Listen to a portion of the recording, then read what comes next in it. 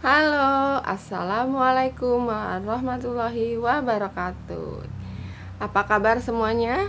Perkenalkan, nama saya Pulpitasari dengan NIM 8568 dari UPJJ Bandar Lampung. Di sini saya akan melanjutkan tentang RPP dalam pelajaran pemantapan kemampuan mengajar.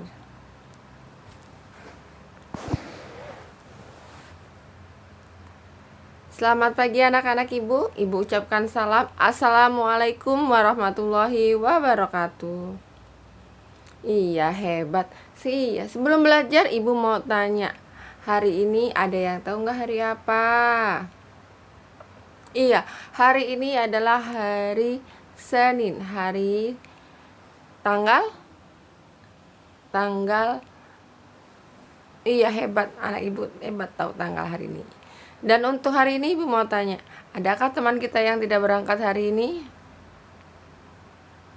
Alhamdulillah kalau semuanya hari ini berangkat. Semangat buat belajar? Semangat. Coba ibu mau tahu. Tepuk semangat. Semangat. Yeay, hebat. Hari ini ibu akan melanjutkan pelajaran kita, yaitu pelajaran tentang ilmu pengetahuan sosial atau IPS. Iya, untuk minggu kemarin kita sudah belajar IPS-nya. Sekarang kita akan berganti dengan tema dan materi yang berbeda, yaitu tentang produksi, distribusi, dan konsumsi. Nah, sebelum ibu jelaskan apa itu produksi, distribusi, dan konsumsi, ibu tanya, adakah di lingkungan sekolah kita atau lingkungan rumah kita orang-orang yang memiliki sebuah usaha? Contohnya begini, nak. Usahanya seperti orang yang buat tempe, terus ada yang buat goreng kerupuk, ada lagi yang usaha seperti mebel, ya kan? Ada lagi yang usaha seperti usaha yang ada di lingkungan sekitar anak bunda, seperti kayak petani. Petani itu ada yang dia memproduksi seperti padi, dijemur menjadi beras, dijual, itu namanya juga ada. Nah, sebelum kita semakin melaju atau berlanjut ke materinya, ibu tanya, ada nggak sih anak bunda, anak ibu yang punya cita-cita menjadi sebuah orang pengusaha? Wah, hebat, ada. Ibu berharap semuanya akan menjadi anak yang pintar. Kita mulai dulu dari apa itu produksi. Nah, produksi itu adalah sebuah atau kegiatan yang dapat menghasilkan sesuatu. Contohnya, sesuatu itu seperti barang, makanan, ada juga seperti bahan makanan, bahan yang bisa kita dijual. Contohnya begini, contohnya produksi itu seperti orang buat tempe, dia membuat yang berawal dari kacang dele, prosesnya begini. Kalau tempe itu direbus, dicuci, nanti diberi ragi agar bisa menjadi tempe. Ada juga seperti ini, produksi. Contohnya, ada ibunya yang tukang jual kue. Nah, itu aja sama aja dia memproduksi satu bahan yang masih mentah diubah atau diolah menjadi suatu makanan. Kalau mebel, dia apa? Dari kayu dirubah atau dibuat menjadi sebuah meja, kursi, ya kan? Iya. Ada lagi kalau petani, dia akan memproduksi apa? Kalau petani kelapa, dia akan memproduksi kelapa menjadi minyak. Sawit akan diproduksi menjadi minyak. Intinya, produksi itu adalah perubahan atau pengolahan dari suatu bahan yang masih mentah atau masih belum bisa digunakan, diproduksi, dibuat menjadi sebuah benda atau barang yang berharga. Itu namanya diproduksi atau dibuat. Lanjutnya, Apakah diproduksi itu bisa menghasilkan uang? Iya. Kebanyakan hal-hal yang diproduksi itu bisa dijual belikan. Nah, jika dijual belikan itu berawal kita dimulai dengan didistribusikan. Didistribusikan itu apa, Ibu? Nah, didistribusikan itu adalah dari barang yang kita buat tadi, dari alat-alat atau dari bahan-bahan yang kita buat tadi, setelah jadi makanan, jadi barang, setelah menjadi benda yang berharga, didistribusikan, yaitu dipasarkan atau kita jualkan. Contohnya kalau tempe didistribusikan, misalnya tempenya udah jadi tuh, nah nanti kita distribusikan, kita jual, kita keliling kemana-mana, kita olah, setelah kita olah tadi didistribusikan atau kita arahkan ke para pembeli. Atau distribusi itu adalah sebuah penyaluran dari barang-barang kita. Contohnya tempe nih udah jadi, kita titipkan ke warung. Nah, terus kayak kue kita titipkan juga ke warung.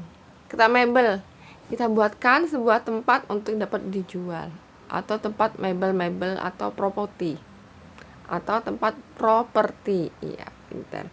Kalau beras, Bu, ya beras kita jalurkan ke warung, ke pasar, ya kan? Nah, selanjutnya ada yang pengertian tentang konsumsi. Apa itu konsumsi? Konsumsi adalah penggunaan atau pemakaian atau kita memakan hasil dari kita produksi tadi. Contohnya kalau tempe sudah kita beli nih, kan kita tadi didistribusikan tuh. Nah, tempe itu kita alihkan, ada yang membelinya, dan pembeli itu mengolah tempe itu menjadi sebuah makanan yang dapat kita konsumsi atau kita dapat kita gunakan atau dapat menghabiskan. Contohnya kalau menghabiskan itu contohnya kue di warung. Anak-anak pernah kan ke pasar ada yang jual kue-kue. Nah, penjual kue itu namanya dia mendistribusikan. Lalu kita yang membeli adalah konsumen, atau konsumen itu atau juga kita yang mengkonsumsi atau yang menggunakan. Iya. Itu bisa dihabiskan? Iya, itu kita harus menghabiskan. Barang yang apa yang kita gunakan, apa yang kita jual, apa yang kita beli itu adalah akan kita gunakan sebagai yang baik. Iya. Ulang tadi kata Ibu apa? Kalau distribusi apa?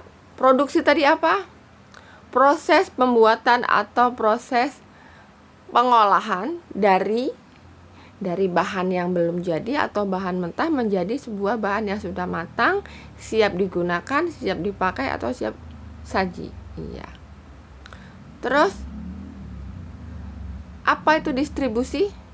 Nah, distribusi tadi apa? Penyaluran, penjualan, pengalihan dari proses produksi kita ke proses penjualan. Itu tadi namanya distribusi, yaitu distribusi itu penggunaan, penyaluran barang yang kita buat, yang telah dibuat ke kemana yang dapat dilihat oleh para konsumen atau konsumsi atau pembelinya.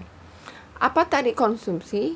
Konsumsi itu kegiatan yang menggunakan atau menghabiskan barang yang telah kita lihat tadi, yang kita beli tadi di warung, di pasar. Iya.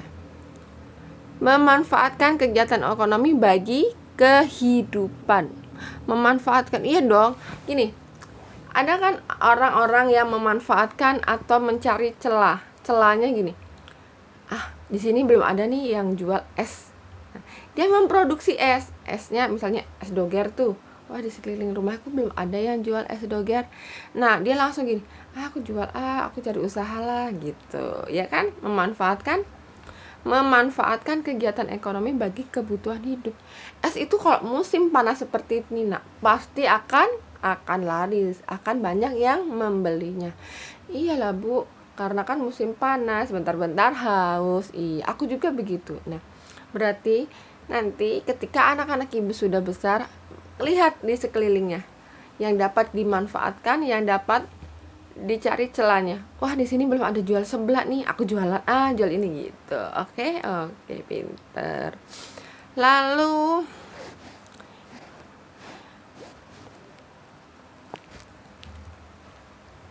Lalu ibu mau bertanya. Sekarang kan ibu tadi sudah menjelaskan apa itu distribusi, apa itu produksi, apa itu konsumsi. Iya, pintar. Dimulai, ibu mau tanya, apa bedanya orang yang membuat barang dengan orang yang menjual barang? Ayo, tadi orang yang membuat barang disebut produksi. Orang yang menjual barang disebut distribusi. Orang yang menggunakan barang disebut konsumen atau konsumsi. Iya, pinter. Lalu